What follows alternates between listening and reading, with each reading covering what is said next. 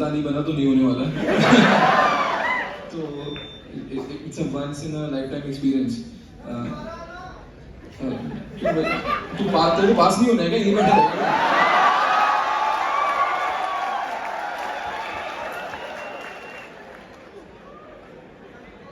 तो यार मेरे को ना कई बार कॉलेजेस में या कई जगह बुलाया जाता है, ठीक है, बोलते हैं कि आप थोड़ा इंस्पिरेशनल कुछ स्पीच दे दो, और मेरे को लगता है मैं क्या बोलूँ जाके, मतलब मैं ये सोच के तो कुछ भी नहीं कर रहा था लाइफ में कि एक दिन स्पीच देनी पड़ेगी, राइट?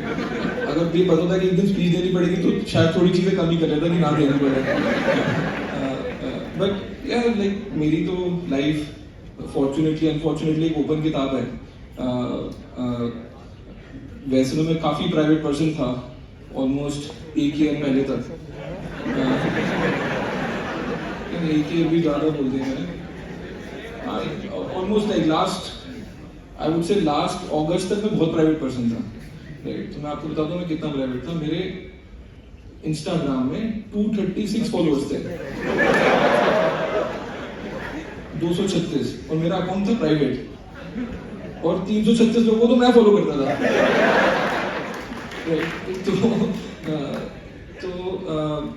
एंड मैं तो यार सिंपल बिजनेस बना रहा था, and even in while making the business I was not thinking कि something great is happening, I was just loving it and having a good time. And जब मैं भारत पे बना रहा था, वो बनते बनते it became like the second unicorn I work with, right? उसके पहले I made Gophers, but last year out of the blue Shark Tank India team approached me and they said कि sir Shark Tank पे आना है। Now the funny part is मैंने Shark Tank देखा ही नहीं था। तो मेरे को पता था कि कोई अच्छी चीज होती है, बिकॉज जो Gen Z मिलेनियल वाला क्राउड है ना, वो जब भी मिलते थे वो Shark Tank की बातें करते थे, but of the US Shark Tank, right? तो मैंने कुल मिला के मेरी 15 मिनट देख लिया होगा, कभी आते जाते कहीं चल रहा है टीवी पे तो देख लिया। तो कॉन्सेप्ट पता था कि मैं खुद भी इन्वेस्टमेंट बहुत करता हूँ, तो ये पता था कि को जाना है, बैठना है, कोई पिच मारने आएगा, आपको उस टाइम कॉल लेनी है कि हाँ या ना बोलना है, and that's a simple concept. And because मैं स्टार्टअप्स को लेके पैशनेट बहुत हूँ और इन्वेस्ट बहुत करता था, मेरे को लगा ठीक है, it's made for me, like nothing out of the blue that I have to do, right? कोई मैं वहाँ पे जाके नाच गाना तो करना नहीं है जो मेरे को आता नहीं है, बट ये तो मैं कर ही लूँगा। So I went on the show and the director told me कि देखिए ये मैं आपको लिंक्स भेज रहा हूँ US Shark Tank के, थोड़े से एपिसोड्स देख लेना, right? So that you also know what to expect. And मैंने एक भी लिंक पे दबाया नहीं कभी कुछ। मैंने बोला भाई मैं एक्टिंग करने सुन रहा हूँ यार यहाँ पे, कि पहले मैं कुछ देख लूँ, फिर मेरी एक्सपेक्टेशन होगी अच्छा ऐसे एक्ट करना होता है, फिर मैं अपने आप को मोल्ड करूँ, मैं वैसे एक्ट कर रहा हूँ। मेरे बोले इतना टाइम नहीं है, जो होगा देखा जाएगा, करते हैं, right? So I went and did shoots. तो जब शूटिंग हुई तो डायरेक्टर ही फट लिया, राइट? तो डायरेक्टर ने मेरे को आके बोला कि सर देखो ऐसा है कि आप चाहो तो हम थोड़ी एडिटिंग कर सकते हैं। तो मैंने बोला क्यों, क्या हो गया? कह रहा है कि नहीं आप ओके आप कुछ भी बोलते हो, एंड मैं कुछ भी डाल दूं टीवी पे। तो मैंने बोला है तो डाल दे, मतलब वरना हमने बोलते ही नहीं। मतलब मैं यहाँ पे कोई कुछ और तो ना करने आया था कि बोल दिया तो बोल दिया। तो he said कि you know what's going to happen, right? I said no, I don't know what's going to happen, you tell me. He said कि there's going to be a lot of controversy, people are going to hate you, right? And maybe they'll love you, right? तो मैंने बोला ठीक है देखा जाएगा, तू डाल दे, right? And that's the Shark Tank story. I don't know what caught everyone's imagination. I think at some level it was rawness, right? कि यार you get to see normally क्या होता है ना कि अगर आप किसी को फेमस कर दो, राइट, सेलिब्रिटी बना दो, आपकी एक एक्सपेक्टेशन होती है कि ऐसे बोलेंगे, ऐसे करेंगे, right? With me it's exactly the opposite, right? मेरे को पता ही नहीं है कि सेलिब्रिटी होना होता है क्या, ना मैं एस्पिरेशनल सेलिब्रिटी हूँ। I am coincidentally became famous, right? And I became famous because I just speak my mind, right? Like for lack of anything else. दूसरा क्या है कि मेरी लैंग्वेज बहुत ही एवरीडे लैंग्वेज है, राइट? मैं आपको कुछ ऐसे शब्द नहीं बोलता कि I'm conspicuous by my absence, ऐसे करके कुछ अंग्रेजी नहीं बोलता, राइट? शशि थरूर को तो मैं फॉलो नहीं करता ट्विटर पर।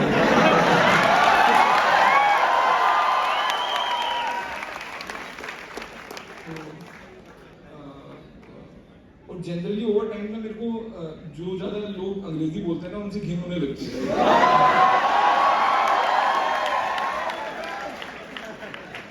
तो बहुत ही इंटरेस्टिंग होता था। हाँ, कई बार ना मैंने 1-1 घंटे की मीटिंग करी है और आधे घंटा बंदा कुछ अंग्रेजी बोलता था, मैं मजे लेने के लिए बात बोलता था, अच्छा हिंदी में बता। क्योंकि यार देखो, लैंग्वेज तो जो आपकी लैंग्वेज है सो है, ठीक है। हमने इंग्लिश को एक एस्पिरेशनल चीज बना रखा है। हमको लगता है कि जितनी अच्छी अंग्रेजी बोलेगा उतना समझदार इंसान है, उतना रिफाइंड है, उतना एजुकेटेड है, राइट? बट ओवर टाइम मेरी लाइफ में लग रहा है कि मैंने सबसे ज्यादा अंग्रेजी बोली होगी मे बी कॉलेज के टाइम कभी कूल बनने के लिए, राइट? बट उसके बाद से मेरे को लग रहा है कि अगर खुद का बिजनेस करना है स्पेशली आपको, तो आपको हिंदी बोलनी पड़ेगी, ठीक है? क्योंकि इंग्लिश में तो आप कुछ भी झूठ बोलो, मतलब तुम अपनी वाइफ को वो पूछ रही है कि how am I looking, right? तुम बोल दो या you could have look better, right? मतलब पर एक्चुअली तुम बोल रहे हो क्या पहना भाई।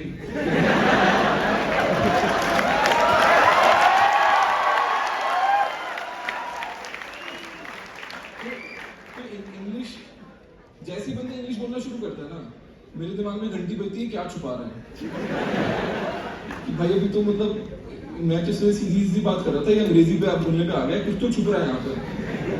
तो मेरे को लगता है हिंदी बोलो, एंड आई थिंक वो Hindi speaking crudeness, crassness, rawness, whatever it is, caught people's imagination. But I'm happy that the show has done well.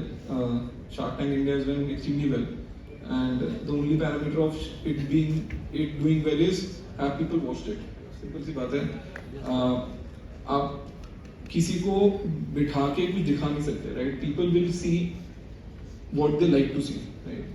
And if people have liked watching Shark Tank, then it means कि जो concept है, जो entrepreneurship at the core of show है, उसको लोग accept कर रहे हैं, right?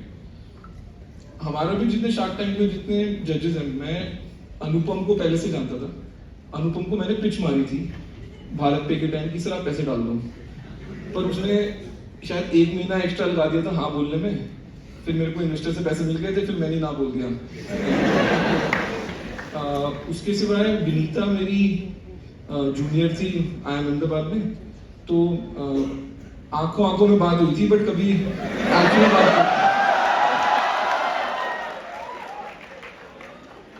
मतलब विनीता मेरे जूनियर बैच की बहुत टोट लड़की थी, राइट?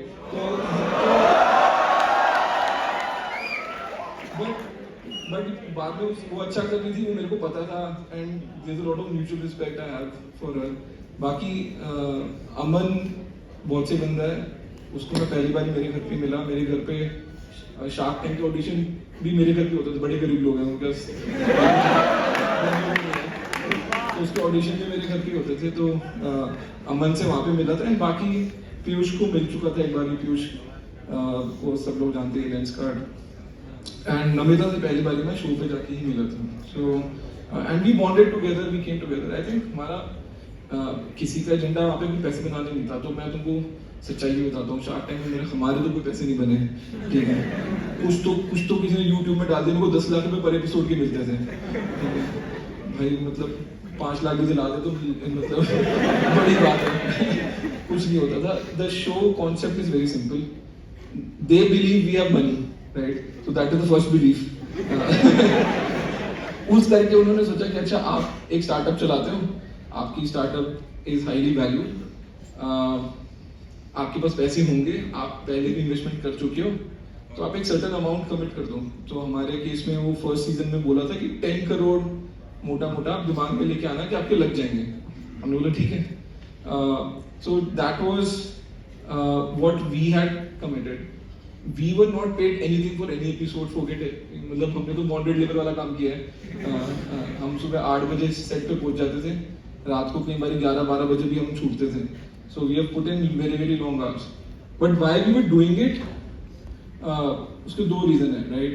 एक तो पर्सनली सबको फेमस होना था, राइट? मतलब मैं जितना मर्जी बोल लूं कि नहीं हम तो हमारे को तो फेम नहीं चाहिए, बट सब कहीं ना कहीं तो चाहिए था ना। उन्हें क्यों टीवी पे आना है यार? नहीं फेम चाहिए तो घर बैठो ना। मतलब सोशल मीडिया पे भी मत हो, कहीं भी मत हो, तो सबको फेमस तो होना ही था।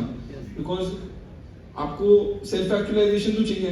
आपको लगता है अरे मैंने बिजनेस बना लिया, मेरे पास थोड़े पैसे आ गए, अब आपको रिकॉग्निशन चाहिए at some level, and that is what all of us went to the show for. But second चीज जो थी कि हमको लगा कि अगर वो 30 दिन जो वो वीकेंड्स है हम ये कर रहे हैं, it is going to be more fun than anything else we do on those weekends, right?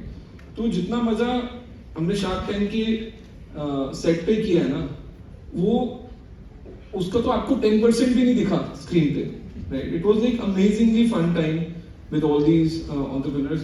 आपको दूसरे से सीखने को भी मिलता है, आप उसके साथ हंसी मजाक भी कर सकते हो, you can let your hair down. So बहुत ही अच्छा एक्सपीरियंस था सबके लिए।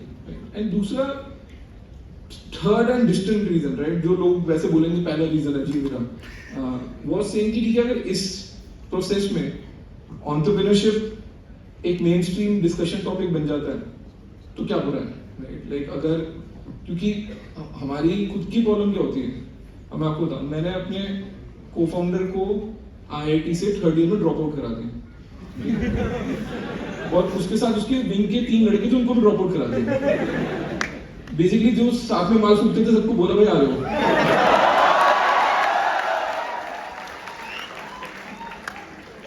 तो एंड अब आप ये सोचो कि IIT में घुसना इतना मुश्किल है, ठीक है? It's a low probability event कि आपने अपनी मरवाई 2 साल 4 साल, आप कुछ करके तो आप पहुंच गए, ठीक है? और अभी बच्चा बड़ी मुश्किल से डिग्री पूरी करने वाला है, तो 30वें साल में आके कोई बोलता नहीं कि तू बाहर निकल ले इससे। तो मतलब पेरेंट्स ने मेरे को भर के गालियां दी। एक पेरेंट ने तो मेरे को फोन करके बोल दिया आपने मेरे बच्चे पे काला जादू किया। तो द पॉइंट इज कि अगर मैं पीछे देखता हूँ, ठीक है, इन लोगों के लिए हजारों करोड़ रुपए की वैल्यू बन गई, right, after dropping out. But उस टाइम पे जब ड्रॉप आउट कराना था, राइट, या उसके बाद कोई हमको एज एन एम्प्लॉय भी ज्वाइन करता था, कहीं ना कहीं मेरे को ये लगता था कि जो स्टार्टअप में काम कर रहा है, चाहे वो फाउंडर है चाहे एम्प्लॉय है, उसकी एक और फाइट चल रही है लाइफ में। वो फाइट ये है कि उसकी फैमिली को लग रहा है कि बेवकूफी कर रहा है, ये फैक्ट है, ठीक है? तो वैसे ही रिस्क लेने वाले लोग कम है, राइट?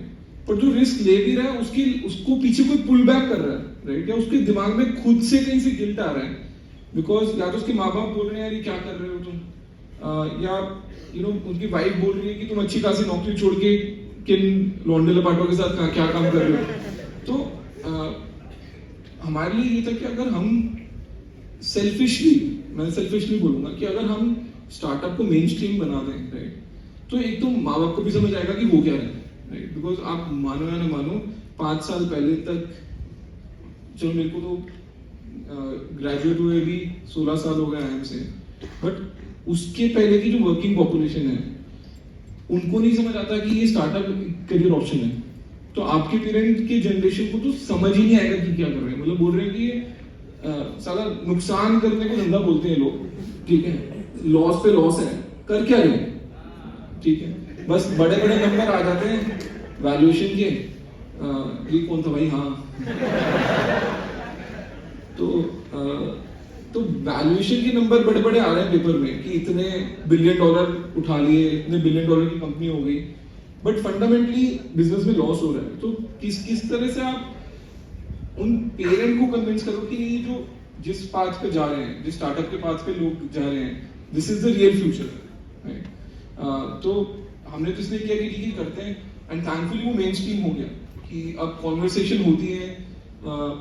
मतलब मेरे को पान वाले भी मिलते हैं, उनको भी, उन्होंने भी शार्क टैंक देखा हुआ है, ठीक है, बिकॉज फंडामेंटली हम एस्पिरेशनल कंट्री है ना यार, हमको डेवलप कंट्री तो है नहीं, सबको बेटर बनना है, सबको बड़ी गाड़ी चाहिए, सबको बड़ा घर चाहिए, राइट, सबको बैंक बैलेंस बनाना है, right, so everyone is looking up, ठीक है। हम यूएस जैसी पॉपुलेशन तो है नहीं है, यूरोप जैसी पॉपुलेशन तो है नहीं कि कुछ नहीं करना, कि मैं अपनी लाइफ में मीनिंग ढूंढ रहा हूँ, राइट। वो तो है नहीं यहाँ पे, हमको तो सबको कुछ करना है। तो उसमें अगर कि पॉजिटिव वेव की तरह Shark Tank came in, I am very glad it became hit. I as I said I am inadvertent follower बोलते हैं उसको, मतलब उम्मीद नहीं थी, ना ही इंटेंट थी कि you know you will get to be that known on the show, but वो हो गया, राइट। एंड उसका रीजन ये भी है कि उसके बाद भी मेरी बहुत कंट्रोवर्सी हुई, राइट। मैं खुद अपनी कंपनी से लड़ा, अपने खुद इन्वेस्टर से लड़ा, then I left my own business which I started with a lot of pain. तो उसकी वजह से भी थोड़ा सा और ड्रामा चलता रहा, right, unfortunately, but all in all, I'm 39 and I've had a very fun life, so open to any questions now.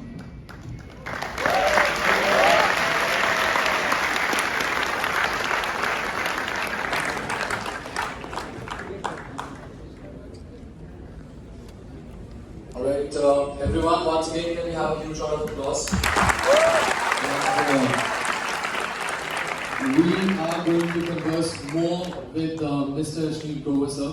Sir, हम please यहाँ पे question interaction के लिए आ जाएं, please, sir. बता दूँ ना, मैं खड़े होके बोल रहा हूँ, मैं खड़े होके जवाब दे रहा हूँ। Sir, आपको जैसे comfortable लगे सर, बैठ कर खड़े हो। और सर यहाँ पे स्टूडेंट्स काफी वो आपका डायलॉग सुनने के लिए तो सर एक बार अगर वो आप वो फेमस डायलॉग, और how many people over here want to hear his famous dialogue? Sir democracy sir. देखो इसमें सिंपल है, ये कोई डायलॉग नहीं होने वाला। पहली बात मैं किसी की नहीं सुनता हूँ। सर रिक्वेस्ट है सर, रिक्वेस्ट। तुम 4000 होते या 40,000 होते, मैं ना ही बोल जा रहा था। तो एक तो बोला, दूसरा जी, जो डायलॉग आपको डायलॉग लग रहा है ना, वो नीदर द कंटेंट, ना उसकी डिलीवरी, ना कुछ, एंड नथिंग वाज स्क्रिप्टेड। हमको एक पीस ऑफ पेपर तक नहीं दिया जा रहा था कि क्या होने वाला ऑन द शो। सो मैं जो बोलता हूँ मुद्दे पे बोलता हूँ, सामने एक डील है, कोई बेवकूफी कर रहा है, उसको झाड़ना है, बट मैं वो सेम चीज डिलीवर कर ही नहीं सकता, कोई मुद्दा ही नहीं है, राइट। सो मेरे को ये लगता है कि डायलॉग वायलॉग नहीं बदला, I am not an actor, right, I don't even aspire to be an actor, right. तो डायलॉग वायलॉग तो नहीं है, बट जो भी सवाल पूछोगे ना, उसका बिल्कुल ट्रूथफुल जवाब दूंगा, ये मैं गारंटी देता हूँ। Thank you so much sir. यहाँ पे बहुत सारे स्टूडेंट्स से बहुत सारे क्वेश्चंस थे, तो हमने कुछ क्वेश्चंस को फिल्टर कर लिए। And the first question is sir, तू अनफिल्टर्ड वाली लिस्ट ला।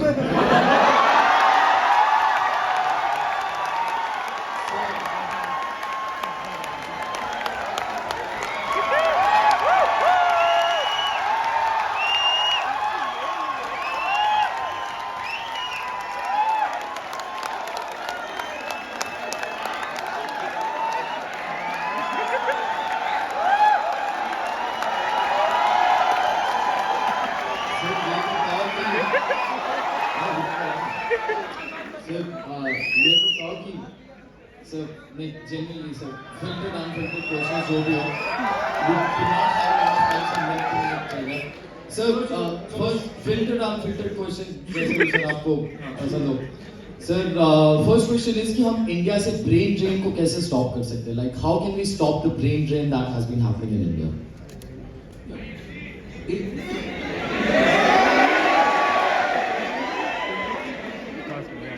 बोलो ना, बोलो ना।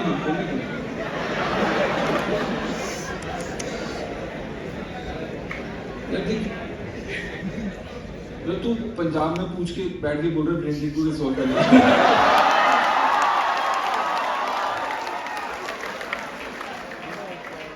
तो पंजाब का ब्रेन ड्रेन तो एक तरीके से सॉल्व हो सकता है, ट्रूडो को बोल दो वीजा बंद कर दे, तो हो जाएगा। लेकिन मेरे को ये लगता है कि मार्केट है यार, अगर यूएस को स्मार्ट बंदे चाहिए और वो सैलरी इंडिया से ज़्यादा देगा तो मैं क्यों रुकूंगा इंडिया में? सिंपल सी बात है। तो एंड ऑफ द डे कोई भी फ्लो सॉल्व होएगा मार्केट की फोर्सेस से, ठीक है। जहाँ डिमांड है वहाँ पे सिंक है, ठीक है। जहाँ सप्लाई है वहाँ से सप्लाई से सिंक में ही पानी जाना है। तो मेरे को तो ये लगता है कि स्पेशली लास्ट 3-4 साल तो थोड़ा सा रिवर्स ही रहा है। आप ये नहीं एक्सपेक्ट करते कि कर सकते कि जो यूएस चला गया बंदा वो वापस आ जाएगा, ठीक है। वो नहीं होने वाला, बिकॉज वो एक लाइफस्टाइल को चूज करके गया है, अब वो उस लाइफस्टाइल का पार्ट बन गया है, उसके लिए वो रिलेवेंट है। बट क्या कम लोग यहाँ से यूएस जाके यहाँ पे जॉब ले रहे हैं and equally well paying, at least adjusted for exchange rate? मतलब can I live as well in India doing as meaningful work here as अगर मैं को फेसबुक में नौकरी लग जाए और मैं फॉलो वर्ल्ड पहुंच जाऊँ? तो सिंपल क्वेश्चन वही है कि क्या इनफ जॉब्स क्रिएट हो रही हैं for people to get meaningful employed? अगर वो है तो ब्रेन ड्रेन कम हो जाएगा या नहीं होएगा? रिवर्स वाला कभी नहीं होने वाला, तो वो तो भूल ही जाओ। बट मेरे को ये लगता है कि एटलीस्ट पिछले 2-3 साल में तो काफी जॉब्स क्रिएट हुए हैं। अब एक और मुद्दे की बात बताता हूँ। 130 करोड़ लोग हैं पूरे देश में, काम वाला बंदा ढूंढने जाओगे ना 1.25 करोड़ भी नहीं मिलेंगे। फैक्ट है। मैं आपको हर एक एंटरप्रेन्योर के अंदर का दर्द बता रहा हूँ।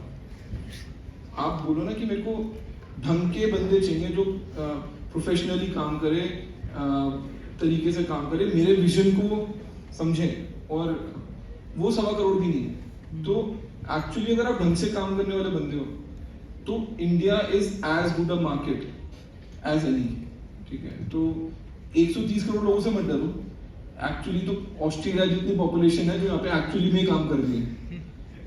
बाकी तो ड्रीम 11 पे टीम सब बना लेते हैं। Thank you so much sir. अब कुछ ऑडियंस से सवाल ले लेते हैं सर, क्वेश्चंस ले लेते हैं। क्वेश्चंस कोऑर्डिनेटर साहब, माइक कहाँ है? Alright, okay there. Hello sir. Sir, how good is to have a IIT IIM brand for funding? अच्छा सवाल है ये। देख, IIT IIM का जो ब्रांड बना है ना वो तो प्रीवियस बैचेस से बना है, ठीक है। कि 40-50 साल से ऐसे बैच निकल रहे हैं जिनके लोगों ने या तो किसी कंपनी में जाके कुछ मीनिंगफुल काम किया है या अपना कुछ बिजनेस शुरू करा है जिसकी मार्केट को वैल्यू है, राइट। तो मैं ये डिनाई नहीं करूंगा कि एक क्लब है, ठीक है। अगर तू बोलता है कि जी मैं IIT दिल्ली फलाने बैच से हूँ, VC का मेल का जवाब आना पक्का है, ठीक है। ऐसा नहीं हो सकता कि वो पास ऑन कर देगा, बट वो सोल क्राइटेरिया नहीं है और वो एक्सक्लूसिव क्राइटेरिया भी नहीं है। ऐसा नहीं है कि अगर तुम IIT से नहीं हो तो तुमको पैसे नहीं मिलेंगे। हाँ, अगर तुम IIT से हो तुम्हारे लिए आसान है, ये कोई डिनाइल नहीं है। बट बिजनेस तो मार्केट में बनना है ना, उठा लो जितने मर्जी पैसे उठा सकते हो, ठीक है। अब कल के दिन में आपने प्रोडक्ट नहीं बनाया, टीम नहीं बनाई, बिजनेस मार्केट में नहीं उतारा, उसकी एक्सेप्टेंस नहीं हुई, तो किसी को क्या पता है यार। मैं एक सिंपल चीज बोलता हूँ, बोर्ड का स्पीकर अमन गुप्ता ने बनाया या कोई IIT ने बनाया या कोई PhD ने बनाया, किसको फर्क पड़ रहा है? वो मार्केट में इसलिए चल रहा है बिकॉज कस्टमर को उसकी वैल्यू है, उस प्राइस पॉइंट की वैल्यू है, उसको प्रोडक्ट अच्छा लगता है, राइट? सो मेरे को लगता है कि एटलीस्ट एज स्टूडेंट्स आप अपने मन में ये कभी मत लेके चलो कि मैं आईआईटी से नहीं हूँ तो मेरे को डिसएडवांटेज है, क्योंकि अगर तुमने वो सोच लिया ना तो तुम अपने आप को वैसे ही एक पेडेस्टल नीचे रख रहे हो, राइट? इसका कोई मतलब ही नहीं है, राइट? दूसरी चीज मैं बता देता हूँ, आईआईटी में घने चूते होते हैं।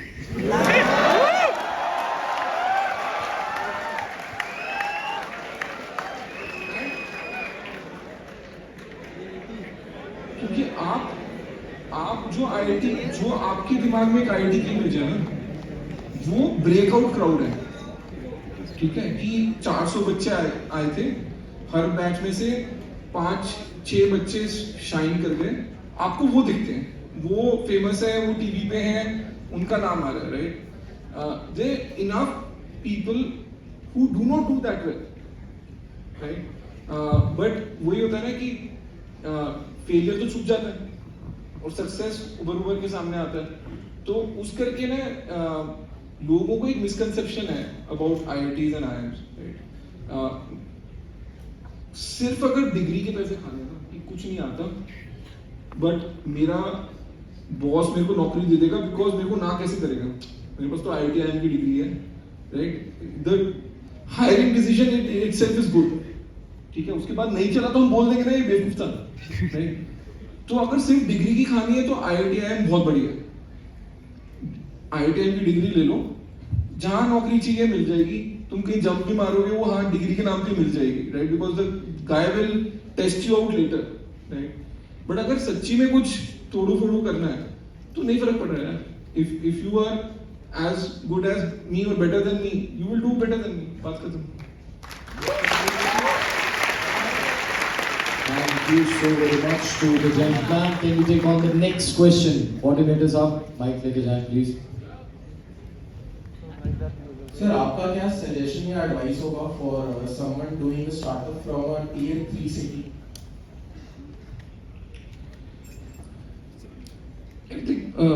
मेरे को तो ये लगता है कि जो नेक्स्ट वेव ऑफ एंटरप्रेन्योर्स आने वाले हैं वो टियर 2 टियर 3 सिटी से ही आने वाले हैं।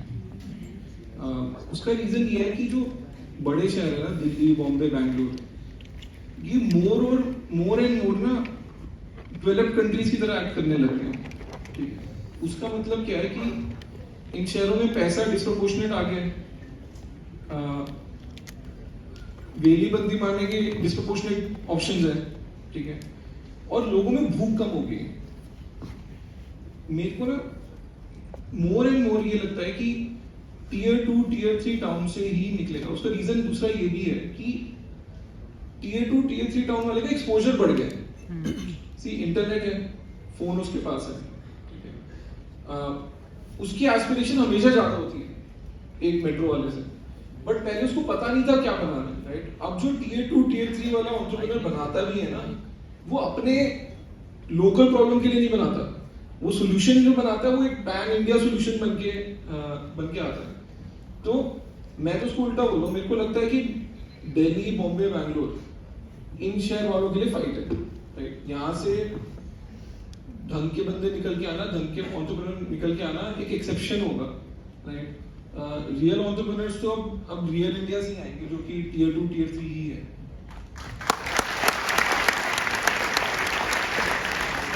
Thank you so very much, sir. Can we have the next question? Where's the mic? All right. So, इधर को आ जाओ please, sir. Good afternoon sir, मैं अनुभव सामंत एलपीयू के छात्र हूँ, बैचलर ऑफ फिजियोथेरेपी से। एक्चुअली सर मेरा ये क्वेश्चन था, स्टार्टअप इवैल्यूएशन जो होता है वो एक बबल है या फिर सच में भी होता है? गुड क्वेश्चन है। तो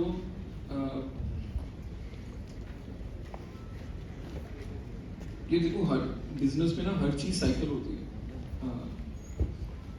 बिजनेस में पहले एक बुल साइकिल आती है, जब सब कुछ अच्छा लग रहा होता है, सब कुछ बढ़ रहा होता है, वैल्यूएशन बढ़ रही होती है, एंड बाद में एक साइकिल आती है जब नीचे जा रहा होता है, जिसको हम बेयर साइकिल बोलते हैं कि सेम बिजनेस है बट उसको वैल्यूएशन कम मिल रही है पिछली साइकिल से। तो ये कोई डिनायल नहीं है कि पिछले जो 3 साल चल रही थी वो एक बुल साइकिल थी। और बुल साइकिल इसलिए थी कि यूएस में इतना पैसा छप रहा था फेड से, और वो सारा पैसा घूम के कैपिटल मार्केट्स में ही जा रहा था, और उन कैपिटल मार्केट से घूम के वो इंडिया की स्टार्टअप्स में आ रहा था। तो सिंपल सप्लाई डिमांड है, ठीक है, पैसा ज्यादा है, कंपनीज कम है, तो अब जिसके पास पैसा उसका काम क्या, उसको तो पैसा डिप्लॉय करना है। तो जब वो ज्यादा पैसा डिप्लॉय होने लगेगा तो वो एसेट की वैल्यू बढ़ती जाएगी, अपने आप इन्फ्लेट होती जाएगी। सिंपल इकोनॉमिक्स है, कोई रॉकेट साइंस नहीं है। तो पिछले 2-3 साल में एक्चुअली बहुत ही रिच वैल्यूएशंस मिली है कंपनीज को। अनफॉर्चुनेटली जो इन्वेस्टिंग है ना, वो एक आर्ट की तरह है, बिकॉज अभी तो कोई प्रॉफिट बना नहीं रहा, तो मैं हिस्टोरिकल नंबर पे तो बोल नहीं सकता। मैं ये नहीं बोल रहा कि आपका पिछले साल का पैट इतना था तो आपको मैं इतना वैल्यूएशन दे रहा हूँ। मैं किस बात पे वैल्यूएशन दे रहा हूँ कि यार इसका बिजनेस ठीक चल रहा है, 3 साल बाद कहाँ पे होगा, 3 साल बाद इसका रेवेन्यू यहाँ पे पहुंच जाएगा। पैट मेरे को अभी भी नहीं पता होएगा नहीं होगा, बट 3 साल के रेवेन्यू पे मैं एक मल्टीपल दे देता हूँ, राइट। एंड कोविड के टाइम एक्चुअली जो ग्रोथ थी वो बहुत ही स्टीप थी। तो जब ग्रोथ स्टीप होगी तो कोई जब वैल्यूएशन भी दे रहा है तो वो ऐसे कर्व जा रही है तो उसको कोई फ्लैट नहीं बनाता ना, ऐसे कर्व जा रही है तो उसको थोड़ा सा टेपर कर देगा। नॉर्मली तुमको भी मैं बोलूं प्रोटेक्शन कर दो, ऐसे होता है ना। तो ग्रोथ इतनी स्टीप थी कोविड के टाइम, बिकॉज लोग घर बैठे थे, उनके पास मोबिलिटी नहीं थी, तो एप्स इतनी डिस्कवर हुई, इंटरनेट इतना ज्यादा यूज हुआ, डिजिटल एक्विजिशन इतनी ज्यादा बढ़ गई कि सबको लगा कि ये तो चलती रहेगी, मतलब ये एक सेक्युलर वेव आ गई है, ये 10-20 साल तक चल रही है। उस 10-20 साल की वेव के पैसे इन्वेस्टर्स ने दिए। बट मेरा तो सिंपल फंडा रहा है लाइफ में कि मैं क्यों सोचूं वैल्यूएशन के बारे में। इन्वेस्टर है, उसका पैसा लग रहा है, मैं तो आपको दिखा रहा हूं मेरे पास बिजनेस क्या है, ठीक। जो आपने लगाया वो सच्चाई है। अब आप बोलोगे कि ज्यादा है कम है, मैंने तो लगाई नहीं वैल्यूएशन, ठीक है। मैं तो जब पैसा निवेश करने जाता था, मैं तो खुद की वैल्यूएशन नंबर लेके नहीं जाता था, मैं तो बोलता था मेरे को 100 मिलियन उठाने हैं, $250 मिलियन उठाने हैं, आप बताइए आप किस वैल्यूएशन पे पैसे देंगे, right. So don't think about it too much. दुनिया में बहुत वेला पैसा है, एंड फिरंगियों के पास तो बहुत ज्यादा वेला पैसा है, and we deserve to take it right now.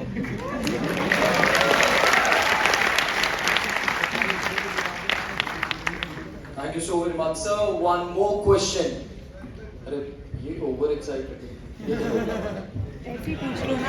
Good afternoon sir. Sir मेरा नाम अनस सिद्दीकी है। सर मैं एक स्टार्टअप कर रहा हूँ, लेकिन उसमें एक प्रॉब्लम ये हो रहा है टीम को लेकर के।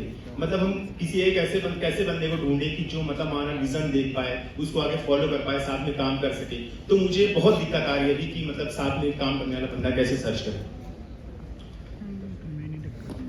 यार वो देखो, जैसे मैं तुम बोलो जेनेरिक प्रॉब्लम है सबकी, ठीक है। काम करने वाले बंदे नहीं मिलते आसानी से, और अर्ली स्टेज पे तो वैसे भी नहीं मिलते, बिकॉज रिस्क बहुत ज्यादा होता है। और तुम किसी को बोल रहे होते यार तुम बिना तनख्वाह के काम कर ले, या कम तनख्वाह पे काम कर ले, या अपनी अपॉर्चुनिटी कॉस्ट होती है। तेरे को अगर 16 लाख की नौकरी लग रही है तो वो मत ले, मैं तेरे को 6 लाख रुपए दे दूंगा, तो मेरे साथ काम कर ले, ठीक है। तो बहुत ही कम लोग होते हैं जो वो स्विच मार पाते हैं। बट मेरे को लगता है कि हर एक में ना, हर बिजनेस में अर्ली स्टेज में आपको मिशनरीज चाहिए होते हैं, ठीक है। तो अगर आप बेचोगे ढंग से, अपना विजन ढंग से बेच पाओगे, तो आपको मिशनरी मिल जाएंगे, थोड़े टाइम लग के मिलते हैं। बट वो लोग होते हैं जिनको आपका विजन समझ आ रहा है, उनको भी वही करना है, उनको फ्यूचर भी दिख रहा है, ठीक है। और वो पैसे के लिए नहीं कर रहे, मतलब उस पॉइंट ऑफ टाइम पैसे के लिए नहीं कर रहे, उनमें ये भी विजन है कि ये बहुत बड़ा पैसा बन सकता है at a later date, right. तो मिशनरी ढूंढने पड़ते हैं अर्ली ऑन। एक बार बिजनेस चल जाता है, फिर आप वो मर्सनरी ढूंढ लेते हो कि भैया ठीक है, मैंने इसका काम है, मैंने इसको पैसा देना है, इसने काम करना है, ये चला भी गया तो दूसरा बंदा भी आ जाएगा, उसको भी मैंने पैसे देना, उसने काम करना है, ठीक है। तो अर्ली स्टेज में तो आपको मिशनरी ढूंढने पड़ेंगे, और that is all a function of how good a salesman you are.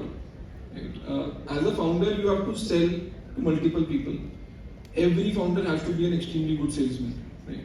And salesman की डेफिनेशन नहीं है, वो नहीं है जो आप समझते हो कि ये किसी को कुछ भी बेचा है, राइट। एक्चुअली में आप क्या बना रहे हो एट द कोर, आपको कितना कॉन्फिडेंस है उस चीज़ पे, वो बेचना होता है, ठीक है। तो यार थोड़ा बेटर सेल्समैन बनो तो मिल जाएंगे वो लोग। Thank you so very much. Sir, what do you think is going to be the future of India in terms of startups? Hello, मैं बोल रहा हूँ तेरे को क्वेश्चन पूछना राहुल नहीं, वहाँ से पूछो। सर वो क्या है ना, मेरे पास एक स्टूडेंट क्वेश्चन लिखा के गया था, तभी बोल रहा हूँ। नहीं, तू मनगढ़ंत बना रहा है। मैं छुपा रहा हूँ सर आपसे, वो मतलब ये मेरा दोगलापन है sir. Sir, what are your suggestions to budding entrepreneurs? Because India में कई एक बार सेकंड माइक ले लो, सुनाई नहीं दे रहा।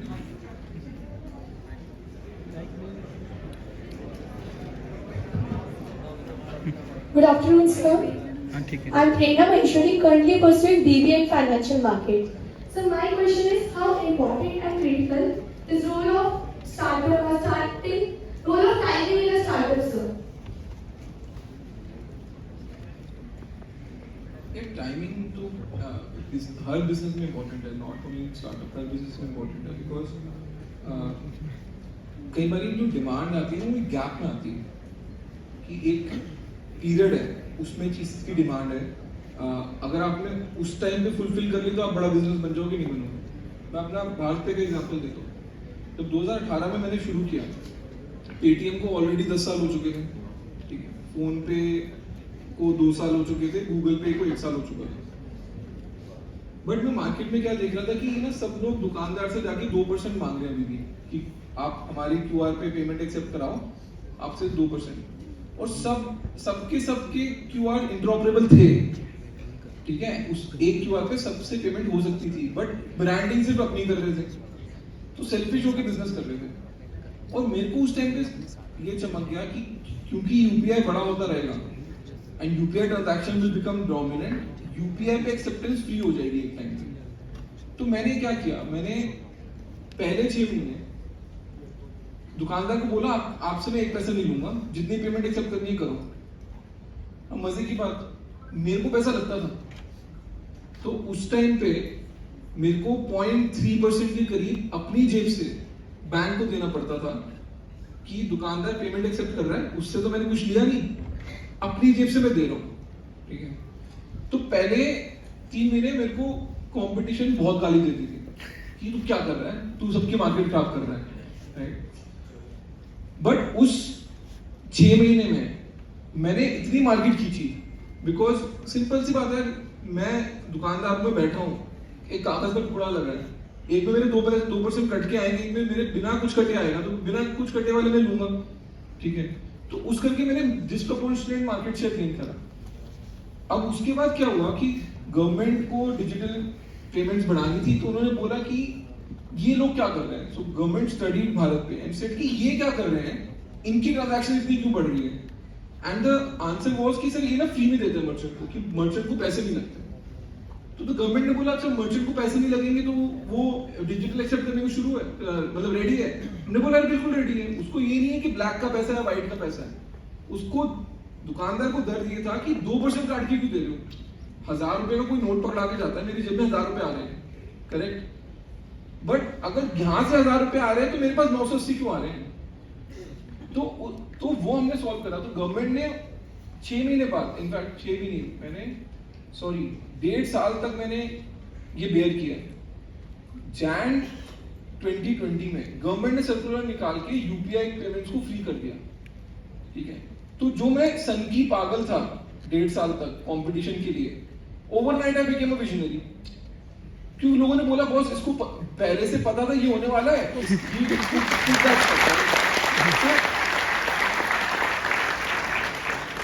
Business is all about timing, right.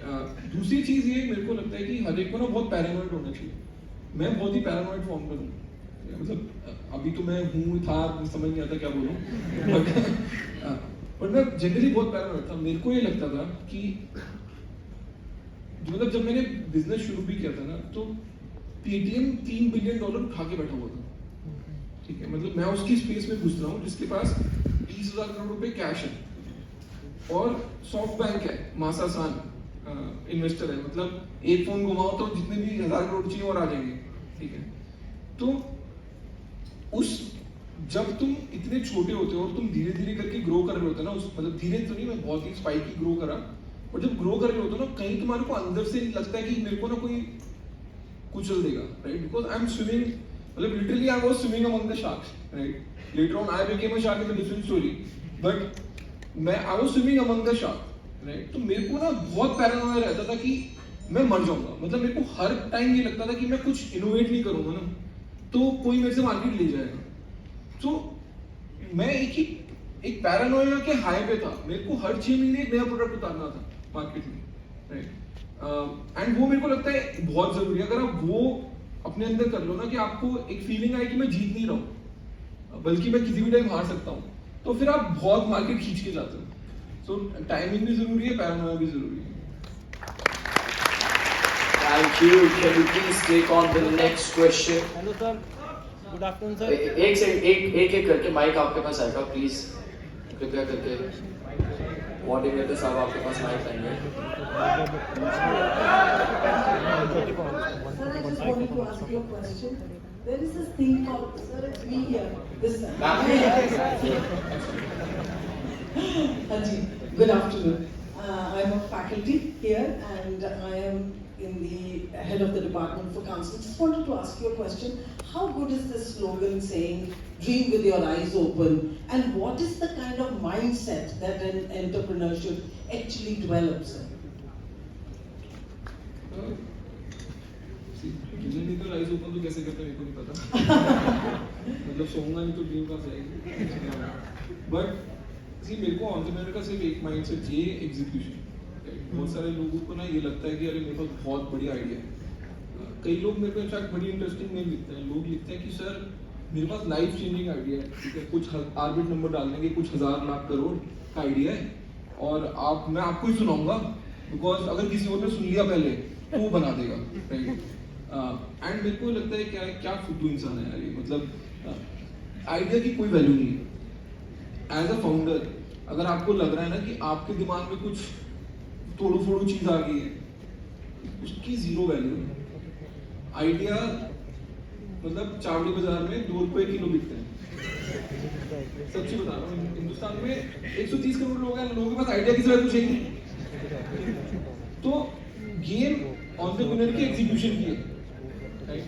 आपने सोचा, किसी और ने सोचा, आपकी झोली में गिर गया, कुछ फर्क नहीं पड़ रहा कहां से आइडिया आया, आपने उस आइडिया पे एग्जीक्यूशन क्या करी, बनाया क्या, is the differentiator, right? So over index on execution.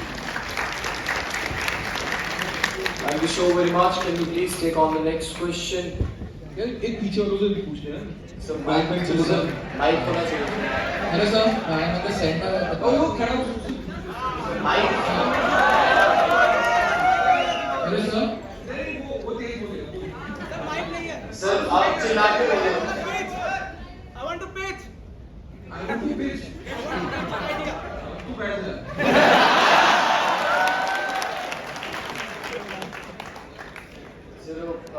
Sir, my name is Rishi Bhala. I'm in the center here, backside. So मेरा question ये था कि इंडिया में what do you think what type of businesses would grow eventually in the future? What kind of businesses तो बहुत ही wide question है। मेरे को ये लगता है कि इंडिया में मास स्केल पे अगर आप किसी के लिए कॉस्ट कम करो ना किसी भी चीज की, उसकी बहुत अडॉप्शन हो सकती है। एंड मेरे को जो एक बिजनेस बहुत प्रॉमिसिंग लगता है वो है electric vehicles going forward. And उसका रीजन ये नहीं है कि इलॉन मस्क करता है तो कूल बंदा है, ठीक है, that is not the reason. India में 97% ऑयल इंपोर्ट होता है, ठीक है, और इंपोर्ट जिन कंट्री से करते हैं उनका कार्टेल है, तो वो डिसाइड करता है हमने कितना प्रोड्यूस करना है, उसके हिसाब से प्राइस डिमांड डिटरमाइन होता है। तो इंडिया की प्रॉब्लम क्या है कि हम एनर्जी डेफिशिएंट कंट्री है, तो हम तेल इंपोर्ट करे जा रहे हैं और वो बहुत महंगा है। आज की डेट में इंडिया में fuel is probably one of the most expensive fuels in the world. क्योंकि एक तो वैसे ही तेल महंगा, ऊपर से गवर्नमेंट ने उसके ऊपर इतने टैक्स लगा रखे हैं अपनी झोली भरने के लिए भी। तो मेरे को ये लगता है कि अगर आपकी मोबिलिटी ही इतनी एक्सपेंसिव हो रही है तो उसके बाद कुछ भी चीज कॉस्ट एफिशिएंटली नहीं हो सकती। मैं आपको एक सिंपल एग्जांपल देता हूँ। जोमैटो डिलीवरी करता है, ठीक है। जोमैटो का मॉडल क्या है कि मेरा एवरेज ऑर्डर आता है जी 300-400 रुपए का, मैं रेस्टोरेंट वाले से कमीशन लेता हूँ। अभी तो चलो उनको मिल जाती 30%, पहले नहीं मिलती थी, ठीक है। तो लेट से 25-30% में कमीशन लेता हूँ, तो 300 रुपए के ऑर्डर पे 90 रुपए मेरे बन रहे हैं। आपको 90 रुपए की डिलीवरी अगर 90 रुपए से कम पे हुई तो मैं पैसे बना जाऊंगा, अगर उससे ज्यादा पे हुई तो मैं कभी पैसे नहीं बना के जाने वाला, ठीक है। तो मेरे को ऊपर रेवेन्यू आ जाएगा बट मेरा कॉस्ट आइटम उसका हमेशा उससे ज्यादा है, ठीक है। तो मेरे को लगता है कि इंडिया में जो ये मोबिलिटी की प्रॉब्लम है ना, ये सॉल्व सिर्फ इलेक्ट्रिसिटी से होगी, और वो भी पूरी एंड टू एंड होनी पड़ेगी। बेसिकली सन रिच कंट्री है हमारी, मतलब हर जगह धूप ही होती है, हर बंदा छाया ही ढूंढ रहा है यहाँ पे।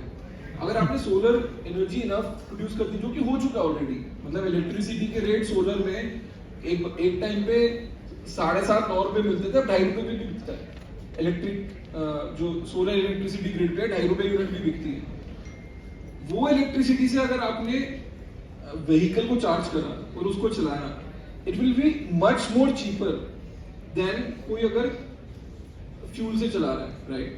सो मेरा फंडामेंटल बिलीफ ये है कि even Ola Uber will fail.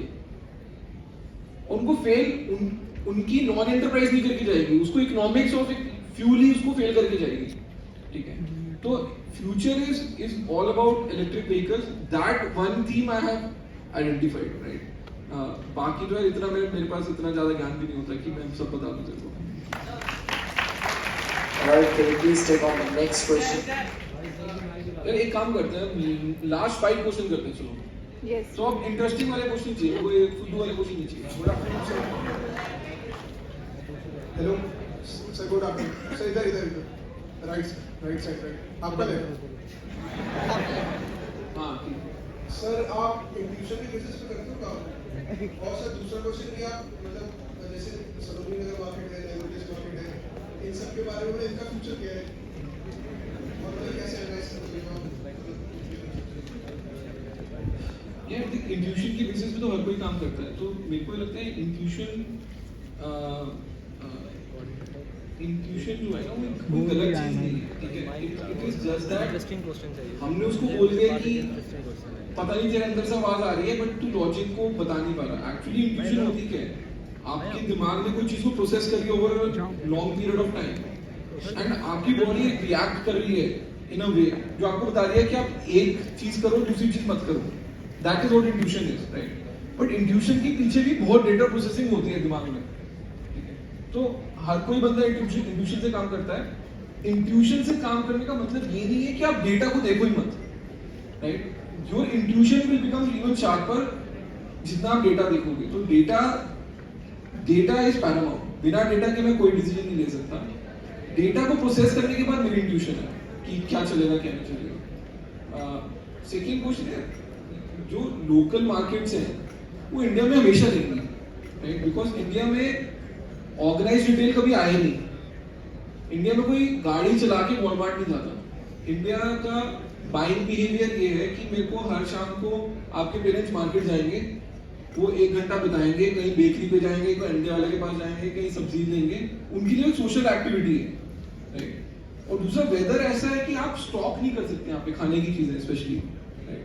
तो इंडिया में लोकल मार्केट्स हमेशा डोमिनेट करेंगी। हाँ वो अलग चीज है, वो एफिशिएंट होती रहेंगी और डिजिटाइज होती रहेंगी, बट कभी ऐसे नहीं होने वाला कि हमारे घर का पूरा सामान फ्लिपकार्ट से आ रहा है या अमेज़न से आ रहा है, वो लोकल मार्केट वाला बन रहा है। वो वाला फ्यूचर नहीं देखता मैं। Thank you, sir.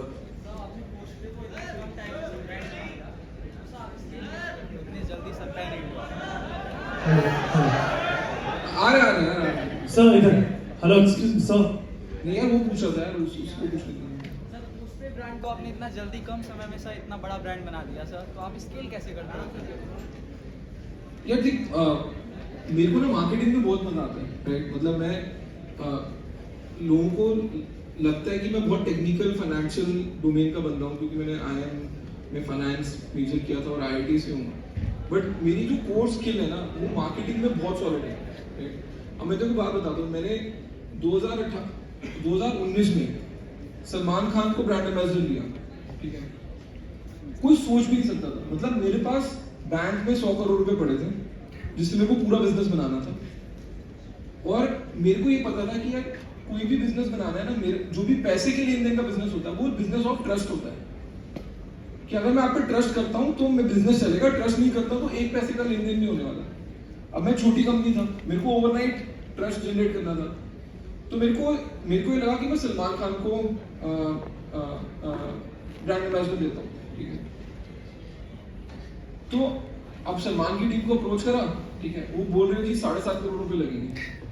तो मैं कैलकुलेशन कर रहा हूँ, 100 करोड़ पड़े हैं, 7.5 इसको दूंगा, 1-2 करोड़ की ऐड बनेगी, फिर चलानी भी तो है टीवी पे। तो नॉर्मली क्या होता है, जितने का आपने खर्चा ऐड करने में बनाने में क्या होता है, सिर्फ 2-3 गुना तो आप करते ही हो। तो मेरे को लगा 20 करोड़ का पंगा है, ठीक है? और 100 करोड़ मेरी जेब में पड़े हैं, मेरे नेक्स्ट राउंड होगा नहीं होगा मेरे को नहीं पता, बट मैंने वो लिया पंगा, राइट? एंड मानवाली कर लो ना यार, मैंने सलमान खान को बोला कम करते भाई, तो वो 4.5 में मान गया।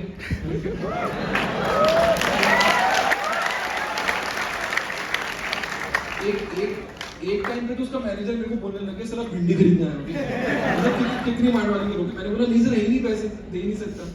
तो मार्केटिंग करना बहुत जरूरी है। पोस्ट पे में भी एग्जैक्टली ये था। दूसरी मेरे को क्या चीज लगती है, नाम बिकना चाहिए। मतलब किसी चीज का नाम ही ऐसा रखो कि समझ आ जाए कि ये करती क्या है, फिर आधी प्रॉब्लम सॉल्व है। मैंने जब नाम सोच रहा था, पोस्ट पे क्यों नाम आया कि भाई तू बाद में दे दियो, दे देना आराम से। पहले हमने टैगलाइन बनाई, दे देना आराम से। फिर हमने सोचा कि आपका नाम क्या रखना है पोस्ट पे, राइट? ऑफ कोर्स उसमें जब तुम जाते हो तो तुमको ट्रेडमार्क में देखना भी पड़ता है कि अवेलेबल भी है या नहीं है, बट मेरे को लगता है नाम अच्छी तरह रखो, आधी मार्केटिंग नाम से हो जाती है। तो मार्केटिंग को इन जनरल लेके मैं बहुत पैशनेट रहता हूँ। हेलो सर, इधर एक्सक्यूज मी, इधर सर, इधर कहाँ पे? यहाँ नीचे सर, नीचे सर। जैसा कि आपने बताया कि पेटीएम ऑलरेडी बहुत बड़ा था जब भारत पे आ रहा था, और अभी हम देखते हैं कि फोन पे जो है उसने बहुत बड़ा मार्केट एक्वायर कर रहा है। तो व्हाट वाज दैट पॉइंट जहां पेटीएम फेल हुआ? The first question. The second question is after the launching of IPO of Paytm, उसकी शेयर अभी भी डाउन है, तो रिटेल इन्वेस्टर्स में उनका वो पकड़ क्यों नहीं बन पा रहा है? And is there any future, मतलब कि आगे पेटीएम के शेयर कुछ अप होंगे? पेटीएम करके ना मैं हमेशा कंट्रोवर्सी में फंस जाता हूँ। मैं कुछ बोल देता हूँ, फिर वो प्रेस वाले कुछ छाप देंगे, मेरी लग जाएगी। ठीक है, पेटीएम मेरे को बहुत रिस्पेक्ट है, राइट? पेटीएम की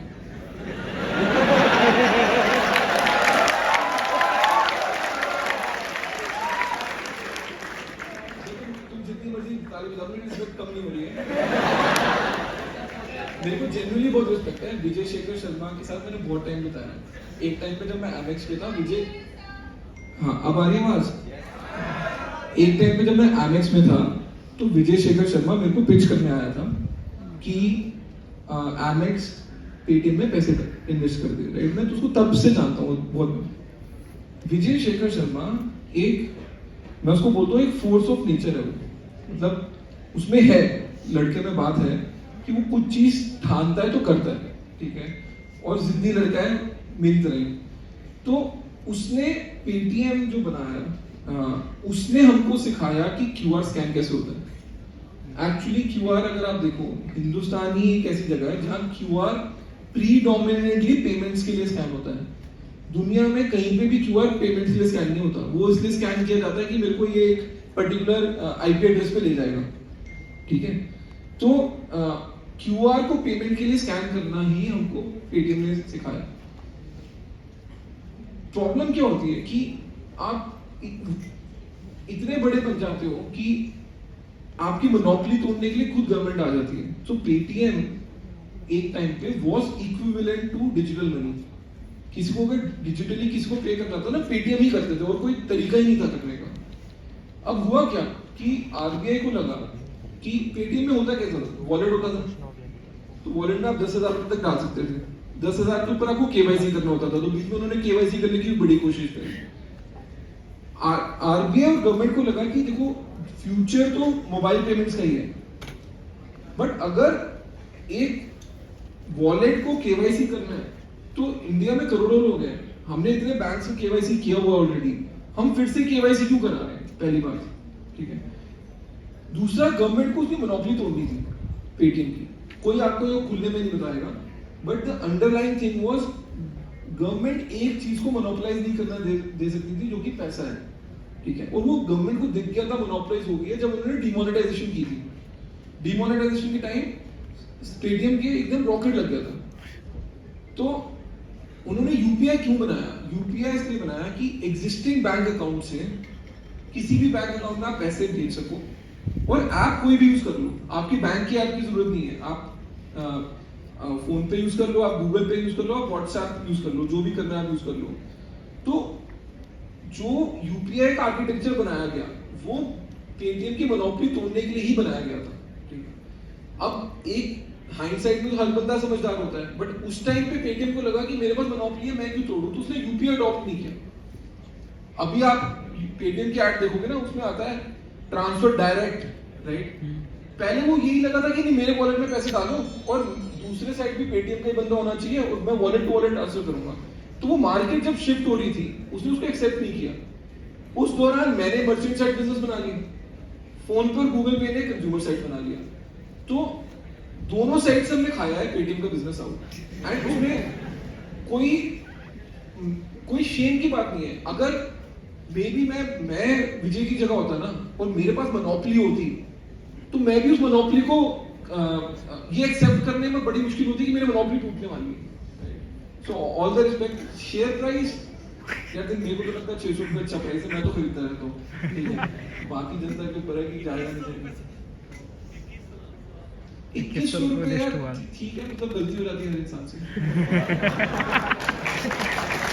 So we will take the final 2 questions. यार उस साइड वाले से पूछना है। हेलो सर जी नहीं नीचे वालों का हो गया, ऊपर सर जी एक लास्ट क्वेश्चन। सर जी इतनी देर से बैठा हूं। आ रहा माइक आ रहा। सर जी मेरा क्वेश्चन ये है कि आप नहीं, मैं सुन ही नहीं रहा तेरा question. Sir ji please sir, आपने जैसे कि आपको अपनी कंपनी छोड़नी पड़ी, आप उसको एज अ बैक स्टेप लेते हो या नहीं?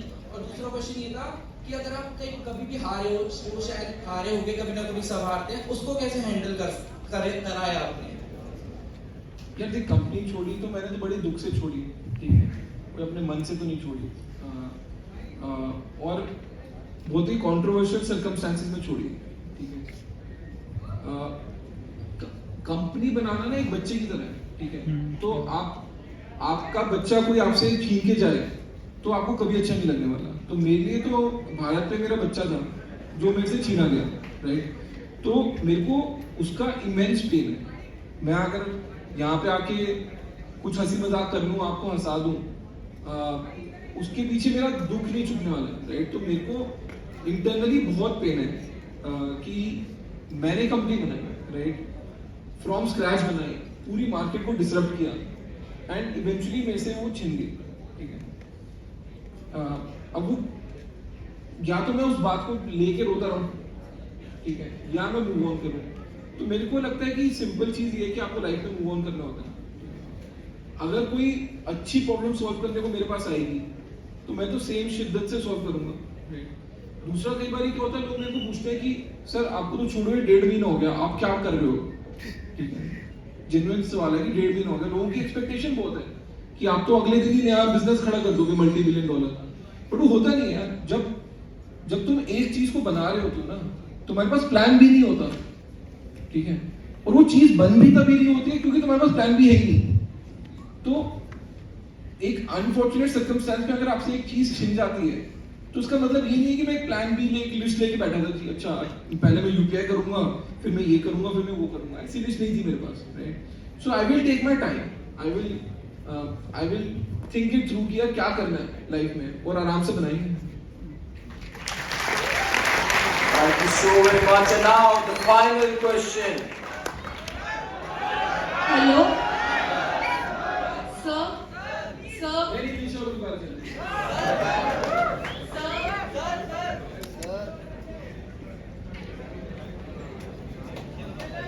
Sir, I have one question. नहीं उस माइक ऑन करेगा. हेलो सर, मेरा क्वेश्चन ये है कि जैसे फैशन की फील्ड में अगर हम जाते हैं स्टार्टअप के लिए, तो वहाँ पे जो बड़े ब्रांड्स होते हैं उनका बहुत ज़्यादा इन्फ्लुएंस होता है. सो जो हमारे ब्रांड्स होते हैं उससे लोग people hesitate to buy it. So how to overcome from it? यार देखिए ये जो क्वेश्चन है ना ये तो हर एक के लिए रिलेवेंट है, राइट. मैं फैशन में भी आपको एग्जांपल दे देता हूँ. फैशन में एक कंपनी है जिसमें मैंने इन्वेस्ट किया है, उसका नाम है परनिया पॉपअप शॉप. वो क्या करती है, वो हाई एंड फैशन ऑनलाइन बेचते हैं, ठीक है. अब उस बंदे ने की अगर तुम स्टोरी देखोगे ना तुमको लगेगा यार छोटा तो कुछ होता ही नहीं है. एक लेडी थी परनिया कुरैशी, उसने बनाया परनिया पॉपअप शॉप. फिर कुछ उसकी फैमिली में प्रॉब्लम हो गई तो उसको बेचना पड़ा. वो परनिया पॉपअप शॉप जो ब्रांड था इस बंदे ने 1.5 करोड़ रुपए में खरीदा था, ठीक है. और उसने क्या किया कि उसको समझ आ गया कि इसके यहाँ पे लोग इसके नाम से आके साड़ी लहंगे या सूट कुछ भी खरीदते हैं हाई एंड फैशन. उसने उसी प्लेटफॉर्म में और डिजाइनर्स को ऐड करना शुरू कर दिया, ठीक है. और सबको बेचना है, बिजनेस ज्यादा सबको चाहिए, एक एक करके उसका बिजनेस ग्रो होता रहा. आज की रेट में वो महीने साल का मेरे ख्याल से 500 करोड़ रुपए का बिजनेस करता है from that platform. So start तो आप हमेशा छोटे से ही करोगे, राइट. एंड आप ये तो सोच नहीं सकते कि भाई कोई बिजली गिर जाए और सब बड़े वाले बंदे मर जाएं, ठीक है. वो तो होने नहीं वाला. तो हमेशा जिसने भी चैलेंज किया है मार्केट को उसको तो स्क्रैच से ही शुरू करना पड़ेगा और छोटे से ही शुरू करना पड़ेगा. Thank you so very much, sir. Ladies and gentlemen, can we have the loudest possible round of applause once again for Mr. Ashwin Grover.